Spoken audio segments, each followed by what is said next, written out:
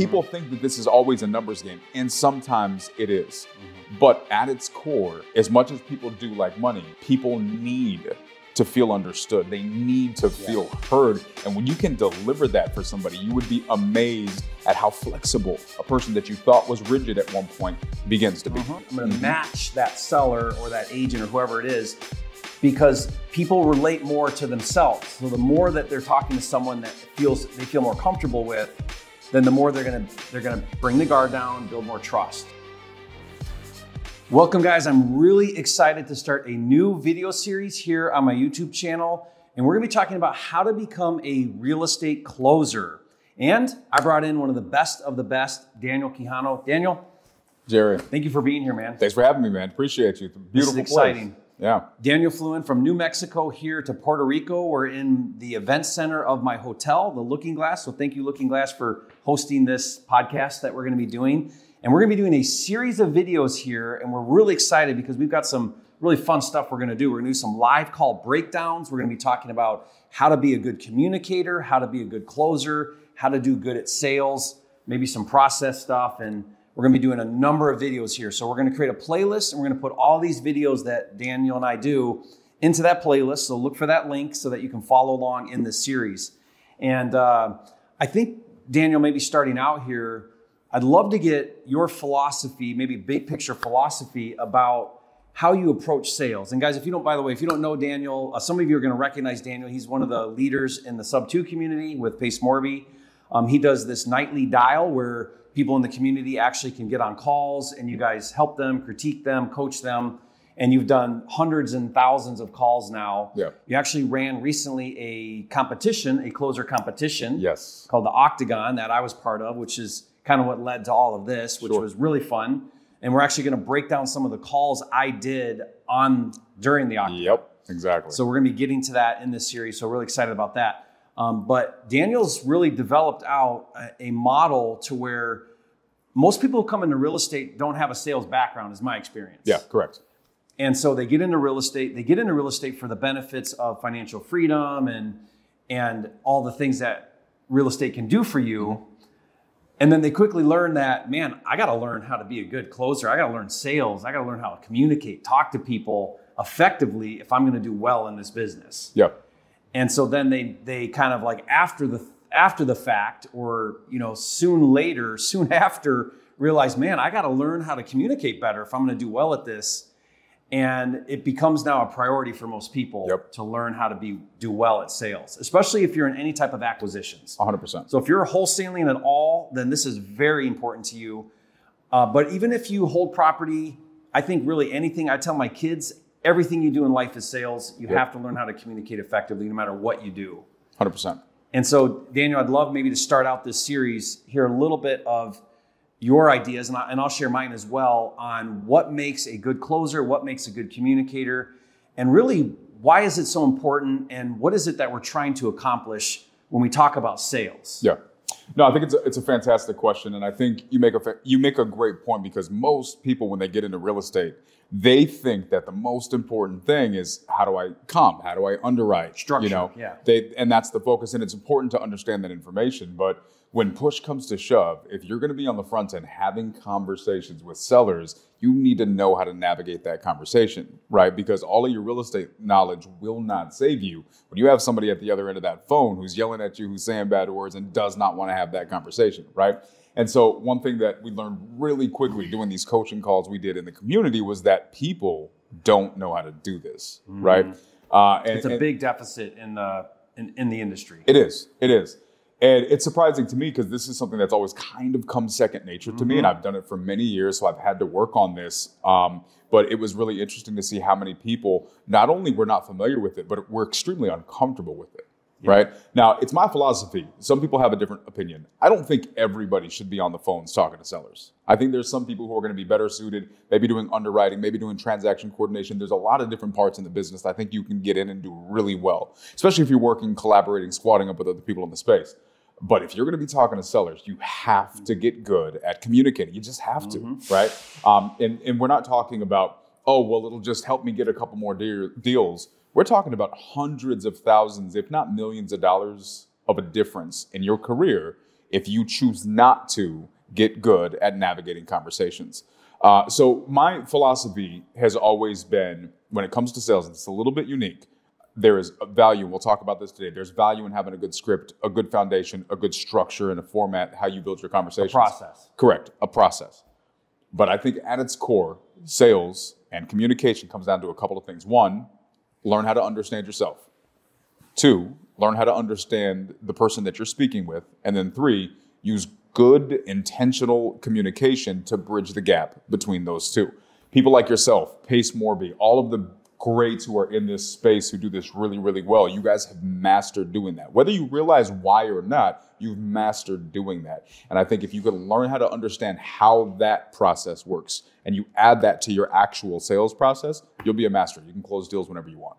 Yeah, I look at, so as I was preparing for the series with you, Daniel, I kind of really did some self-evaluation because I consider myself a really effective closer. Sure. But why? And I think I've kind of narrowed it down to a couple things. First of all, I do take the experience I have, and that has given me a tremendous competitive advantage. Yeah.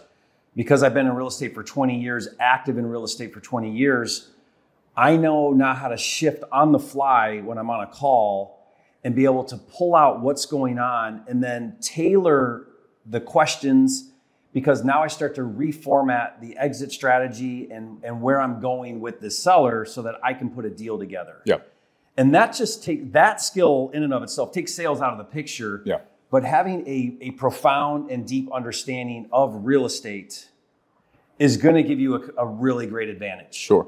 And as we go through some calls I did, I'll stop and show where I do this, where I pivot on the fly because they give me information that tells me, okay, this is a great sub 2. This is going to be an all cash or whatever's going on here. Oh, this is a tired landlord. I know now questions to ask this person. Correct. And that just comes from lots of experience. Yep. So that's one side of it. But what does that do for somebody watching this right now and they're brand new? Exactly. Does that mean you're out? No, it doesn't mean you're out. It means now you have to make up for that shortcoming. That's where sales process and now learning how to communicate effectively is going to make up the difference. Yep. So you can make up the difference. You can. But you look at people like, I look at people like Pace Morby is a great example for me, where I don't really think there's any kind of format. There's not really a specific process. What there is, though, is just a desire to learn and understand and find out what a need is and fill a need. And then a really deep understanding of what real estate is and how to put a deal together. And that's enough to really do well. Well, here's what I'll say. And we're actually going to get into this a lot today because so throughout the years of me doing this coaching, especially in the real estate space, very, very quickly into me doing the call feedbacks and doing live calls. In the Nightly Dial and the Sub 2 community, guys, we did thousands of calls, literally thousands of calls. So what we would do, people would come into the community, they would be sitting there and they would be making phone calls live, talking to sellers, having never done this before, and I'm doing feedback. And so one of the things that I learned real quickly was that they would ask me, dude, why don't you have a course? You have such a different approach towards this. So what's my point? We talk about Pace Morby. People hear a Pace Morby, and to your point, it seems on the surface, there's not really a structure. He just goes with the conversation. What I've learned, Jerry, in really, really dissecting sales and communication is that underneath it all, there actually is a structure.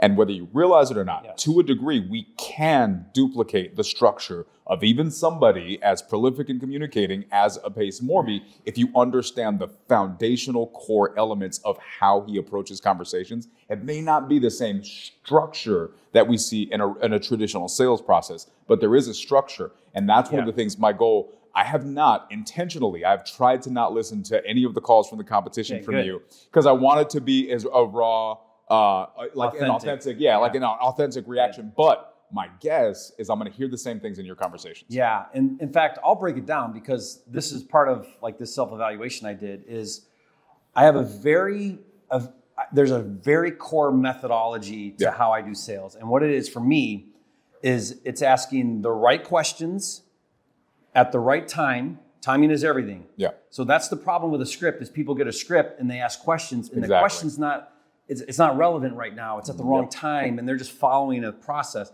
So the right questions at the right time and with the right tonality. Yep. And what I do is I follow a series of 5, we call it the 5 C's. And I want to pull this up on the screen as we go through the calls, because I want people to see if they can identify how I'm doing these 5 C's. Love that. And the 5 C's for me are curious. So I'm going to ask a question, but my tone is I'm curious.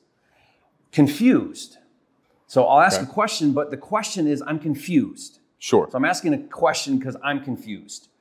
It could be concerned. So now the question I'm asking is, man, I'm really concerned right now about this. It could be challenging. So you'll see when we go through some of these calls, there are times where, especially that there was one where it was a pre-foreclosure. I don't know if you were on that one or not. No. I really got in her face. Okay. And I challenged her position. So it was very challenging. Love that. And then the 5th one is cheerful or playful. Playful is a better word, but it's not a C. So cheerful or playful. So then I'm funny, I'm joking, I'm lighthearted. Yep. In the way I'd that be I'm willing asking. to get you win a lot because of that. That's gotta help a lot in your conversations. Oh yeah, a lot. Yeah. Like I joked around like crazy. And part of it was in the competition. Yeah. Was what I did is whoever my judge was, is I pulled them in. Like I made a bunch of jokes about you when you were judging me. And, but I naturally am very playful. Sure. And now why those tones? The tones are critical for me because it's a pattern interrupter. It disturbs, it interrupts what's going on in the seller right now. Because what's happening with the seller is they automatically have resistance. Yep. And this is all sales. As soon as you start talking to a salesperson, there's resistance, there's a wall. Mm-hmm. Because and what's the wall? I'm talking to this real estate investor. They're going to take advantage of me and steal my property and probably rip me off. That's the thought. And naturally so, right? You're trying to buy for the best price you can get. They're trying to sell for the highest price they can get. You know, there's an analogy that I use all of the time in the trainings, and it's the shoe store analogy, right? How many of us have walked into a shoe store? We go there with the intention of buying a pair of shoes, right? We know we got to go in there. We know, depending on the store, the person that's sitting there is going to have to go to the back. They're going to have to get your size, right? You can't do it yourself. You don't work there. But when we walk in and they say, hey, can I help you find something? What's the first thing that most of us say? I'm looking. No, I'm just looking, right? And then a couple seconds later, actually. Yeah, actually, can I have a size 9 in this? Yeah, correct. Yeah. So why do we do that? Guys, like stop and think of it. If you've ever done that, why do you do that? Because psychologically, people love to buy, but we hate to be sold. And Jerry, I'll tell you, if there's anything I have learned over the years in helping people do stuff like this, is that most of the time when we're having conversations, we have to learn to differentiate between when we're talking to a person and we're talking to their wall, right? That sales resistance, that automated response, because that's what it is. It's an automated response that they weren't even thinking. Mm-hmm. They just said, nope, not interested, right? We've all done it. We've done it on telephone calls. We've done it in in-person sales. And this is what happens. So when we're calling these sellers, if you want to have good conversations, you have to get that wall down and actually start having a conversation with the person. Over the years, Jared, the amount of people I have listened to disqualify leads, say this is not a good lead, they're not motivated, they're not genuinely interested. And the reality is, you weren't talking to the person, you were talking to their wall. Their wall was not interested in doing business with you, but they have a genuine need that they need somebody to assist with, and you have to be skilled enough to get past that wall. Yeah, you know what it is I call it sales selfishness. But if you're talking to a seller and they're mapping that you're more concerned about the sale than you are about solving their problem, you've now lost. That's it. You've lost the conversation. It's done. And they're gonna save face. They're gonna tell you what you want to hear, and then you're not gonna close. And here's the thing. Some people may get deals out of those situations because the situation's so bad, but you know what you're not getting? You're not getting the right deal. You're not having the type of experience that you should have been having in that circumstance, and you're not growing. And I think that's one of the worst. Here's the thing about real estate. Real estate is fantastic where you can be bad at what you do. You can be average and make hundreds of thousands of dollars in this business. Imagine if you're skilled. Yeah. Right. And I think people get these, I made $100,000 on that deal and I did it my way. Well, what if you would have done it the better way? The better way. What would you have done then? I mean, I tell brand new real estate people, I tell them, you know what? If you honestly want to get your first deal, then you really don't need much of anything other than just repetition and do it enough times. Because honestly, if you make 200 offers, the stars are going to align. There's going to be somebody that just, they're ready to go. They're motivated. Doesn't matter what you did. You just were in the right place at the right time and you get a deal. Yep. So like, do it, just go through it. And that's going to get you your first deal, or maybe for a little while you can do that, but you're going to have like a 1 in 100 or 1 in 200 close ratio, when really you want that to be 1 in 10 or 1 in 25. Exactly. So now imagine how many more deals you can do, but to go from the 1 in 100 to the 1 in 25 means now you have to improve your skills. Yep. You have to be a better communicator, a better closer, and that's where sales comes in. 100%. So guys, you're right. You can actually just do hundreds of calls and make hundreds of offers, and you will make hundreds of thousands of dollars. That's with it. Really bad sales skills. Correct. But think of all the money you left on the table, 100%. all that you missed out on, all the time you wasted, where had you been a better closer, you would have done so much more. Yep. And here's another reality, Jerry. We got to be honest with it. Economies change. And then you have people like you who are out here. You got 500,000 people on this YouTube channel who watch you and are learning how to get into this business. That number grows every day. Yeah. So what does that mean? That means the number of people calling your leads every single day are increasing, which just means we have to get better. You have to. In fact, I've actually changed in my wholesaling businesses and my key markets, I've actually changed how we do the business in recent months, in the past year, than I have for the past probably 10 years, in that we used to primarily do all closings on the phone, and now we're going on appointment. Wow, really? Now I'm not. I've got a key person, a partner in the market, and the reason why we're going on appointment is because the industry has gotten so competitive and people are getting better and better and better that in person, I have a leg up, right? Because 100%. Whenever you're belly to belly, face to face, you're going to have a higher close ratio. Question. Yeah. And so not because I want to, it's not as scalable, right? It doesn't facilitate lifestyle as well. When you're going on appointment, you can only go on so many appointments in a day, whereas on the phones, you can definitely scale that more. But why am I doing that? Because it's just gotten so competitive. Everybody we talk to has already talked to 3 or 4 or 5 more people. Yeah. So if you think you can get by in this business with poor sales skills and poor communication skills, you're not going to do well. 100%. Because people are investing in learning how to become better on the phones. Exactly.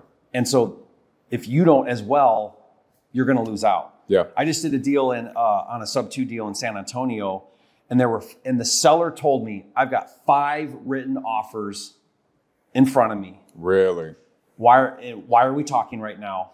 Wow. And I ended up getting the deal, wholesaled it for $12,000, and I had to beat out the other 5. And I didn't pay more, so that's not how I beat them, right? Sure, yeah. And that was a lot of people thought. People just assumed that you probably paid more. And in my head, I'm like, no, that's not it. No, you know the first thing that came to my mind is, why did 5 people randomly email a contract so it could sit on his desk unsigned? And he wanted 6. He wanted mine. I said, no, I'm not sending you mine until we have a deal, right? Love it. Because it was an objection, clearly. And he's shopping everybody. Yep. Smart guy, shopping everybody. But my point with that is, like, you're not the only one that seller's talking to. Very rarely when I talk to a seller, am I the first one or the only one they're talking to. Yep. So we have a very sophisticated seller in 2024. 100%. Way more than we've ever had. Right. And they have options.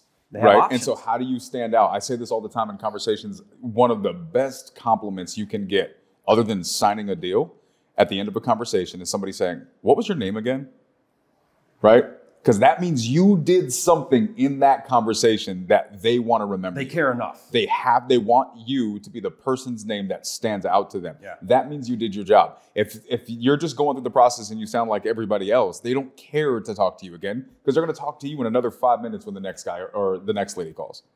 Yeah, that's really powerful. I think maybe another thing that I do really well naturally is I'm really good at mirroring. Yeah. And I think mirroring, maybe you talk about this some in your training, but mirroring is a technique where you're matching the seller's personality style. Mm-hmm. And why this is so critical, I think, is because everybody naturally has their own personality, and you need to be that person and be authentic and be real. But you also need to be able to wear a different hat when it's time to wear a different hat. Yep, you have to. And so, like, and agents are a great example of this for me. Like, sometimes I'll call an agent, and they'll be like, "What's your offer? Tell me what it is." And they're in a hurry, they're abrupt. So I'm not going to be like, "Hey, how's it going? How's the weather? What you up to today?" Yeah. That's the wrong. 100%. It's not going to match. Yep. So then on the fly, I'm going to shift and I'm going to be very abrupt and I'm going to be very bold and I'm going to match that seller or that agent or whoever it is, because people relate more to themselves. So the more that they're talking to someone that they feel more comfortable with, then the more they're going to bring the guard down, build more trust. Yep. And that's not easy to do for a lot of people. It's not. They're not able to kind of shift that style on the fly. Well, it's funny if you listen back to the two examples that I gave at the beginning, right? Know yourself, learn how to understand other people, right? So why is knowing yourself important? Because if by default I have a specific personality type, I have to be self-aware enough to recognize when my personality type is not the right recipe for this conversation. I gotta be, and it's okay, right? It doesn't mean to lose yourself. It just means to alter the way you communicate so you make somebody else feel comfortable. The example I use all the time is if I'm in Japan, I shouldn't be surprised if everybody around me is speaking Japanese. That's the language they speak. Well, we do the same thing with our personality types. And if I'm dealing with somebody who is what we call a red or an A type or a more aggressive personality, I can't get mad if they're abrupt to the point and don't want to tell me how the weather is that day, right? That's not them being rude. That's them being them.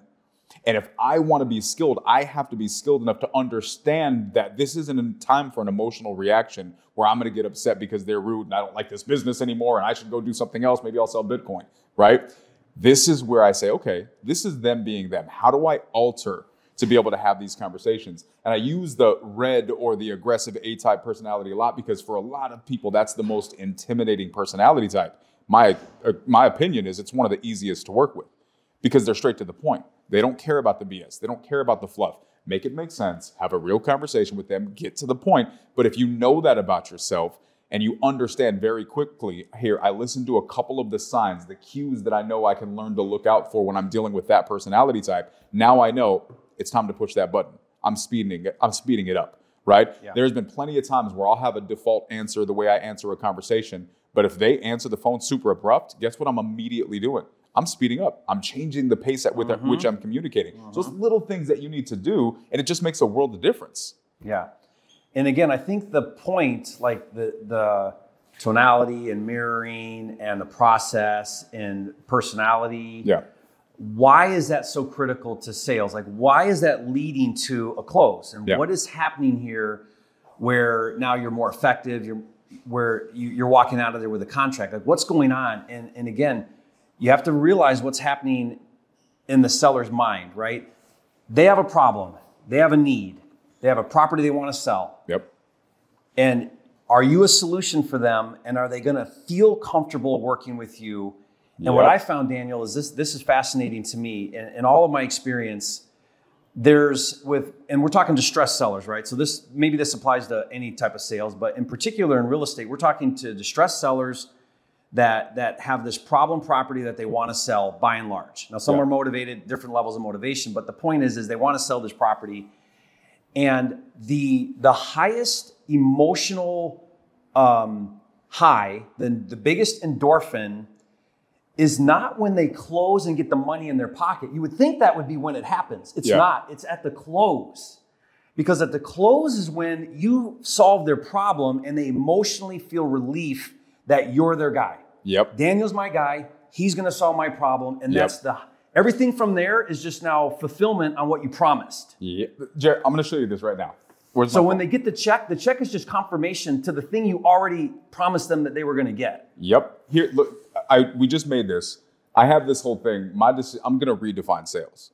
Because we have this weird misconception. I think a lot of people, when they think of sales, they think of the overweight guy with like a crooked tie at the used car lot. Yeah, pushy. He's got like mustard on his shirt, right? You don't want nobody wants to deal with that guy. Sleazy, salesy, yeah. But look at the example here, and I don't know if you can see this, but this is the shirt. I redefined. That was my definition of sales.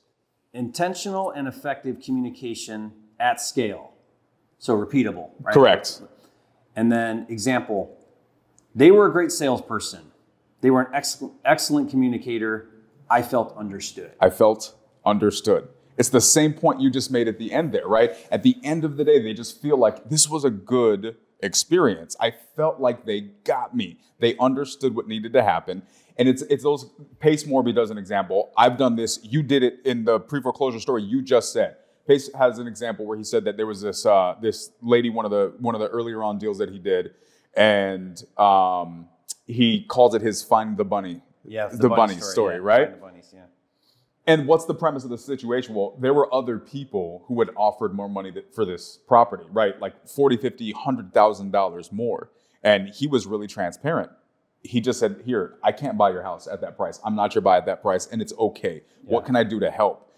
And as a result, because he was willing to help them feel understood, he was willing to actually get to the core of what that person needed, they were willing to take less money. Right. By the tune of tens of thousands of dollars. They called and volunteered to take less money, right? Mm-hmm. People think that this is always a numbers game, and sometimes it is. Mm-hmm. But at its core, as much as people do like money, people need to feel understood. They need to feel heard. And when you can deliver that for somebody, you would be amazed at how flexible a person that you thought was rigid at one point begins to be. Mm-hmm. Yep, it's all about them feeling like you're going to perform. Yep. You're their guy. You're going to take care of them.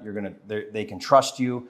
And so now after the close, it's you better perform and you better deliver. Got to deliver. But the biggest experience that seller has, their best experience they're having is at the close, not at the closing, not at the sale. Yep. Isn't that fascinating? Yep.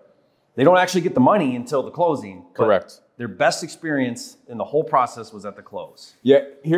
And I feel like we really need to stop and clip that part and replay that over and over and over and over again, right? Like, guys, it's not at the closing where they get the check. It's at the close where they sign the contract. Where they sign the contract. Right? That's it. Why? Because something happened in here and up here that gave them that transaction. Now, if you arm wrestle them to sign the contract, that's a different situation. Mm-hmm. But that's not what we're talking about. What we're talking about is getting people to that feeling of understanding. And that genuinely is. That's the human experience, in my opinion. And that's the thing that if you're effective and intentional in your communicating, that's the experience you can deliver consistently. And I very rarely will have a seller backdoor me or back out of a contract or go with somebody else. Those things don't happen because I've done such an effective job at communicating with the seller about what we're doing that they're not confused or they're not second guessing or they're not doubting. It wasn't like a one shot where I manipulated them into signing and now they're having remorse. I mean, that happens, but it very rarely happens. And it's because I've done such a great job creating a good experience for them at the close that of course they want to see this all the way through the closing because they trust that the good experience is going to continue. Yep. And so I have I coach a lot of students and I go through and I look at their process and I'm like, yeah, maybe they signed, but did they really feel like you're their guy? Mm-hmm. Did they really feel like they're going to have a good experience? And are you fulfilling on that good experience? Correct. Are you communicating well with them through the process? If you're doing that right, you should not be having this bust up on you. Yep. Because you've done such a good job at making that seller feel good about working with you. 100%. Yep. And that's where you get people to that's where they genuinely, it doesn't matter if they get the better offer. They're willing to say, don't worry about it. Yep. I'm under contract. We're good with where we are. Yeah. On one of the calls we did through your competition, I don't know if it's one we'll get to, but they had talked to other investors. And I said, well, man, that offer you just told me about, that sounds like a great offer. Why didn't you accept that? Yeah. There's a question, right? Sure. Confused. Yeah. Why didn't you accept that offer? Remember my 5C? Why didn't you accept that offer? I'm confused. And they verbalized, I just don't feel good about that person. Wow. Now, most people can't verbalize it. They just internally don't feel good about it, and they don't really know why they don't feel good about it. But they just said it. They came right out and said, I don't really feel confident in that investor. Okay, so that just confirmed to me, okay, well, so that's not a legit offer in your mind because you don't actually believe in that offer. You don't actually have confidence in that person's ability to perform. Yep. So very poor job communicating, even though they offered more. Okay, so Daniel, I'm really excited about this series that we're going to be doing. On the next call, guys, stay tuned because the next call and probably a few calls, we're going to actually dive into some live calls and listen to those calls and stop and then talk about what's going on here and teach as we go so that this isn't just theory. And this is one thing that you're really good at is let's just not talk theory, but let's actually get on the phones and do calls and break them down. Exactly. And you learn so much better that way. You really do. Yeah. Doing it. I think it's going to be good, guys, because we're going to be hearing from some of the best to do it. And really what I want to do is I want to highlight the fantastic things that Jerry does, but also dispel the myth that you can't do what Jerry does, because a lot of you guys can.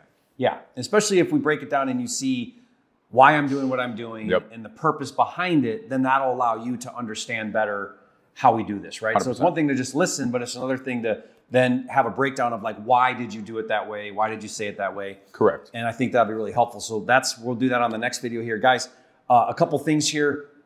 Again, scripts are important. You just don't want to sound scripted. So people ask me all the time, Jerry, do you believe in scripts? Yes, I believe in scripts. Yes, I believe in a process, but I don't believe in sounding scripted. Yep. And so I've got some really fantastic scripts that I'll give you for free. We'll put those in the description below. Seller scripts, cold calling scripts, agent scripts, like I'll give them all to you.